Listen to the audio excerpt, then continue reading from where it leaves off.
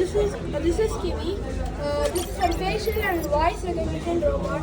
This will authorize you when you log in till you log out. So it will reduce the privacy risk and safety risk. So we are using Raspberry Pi model for an Arduino motor app. Most of the process done in Raspberry Pi.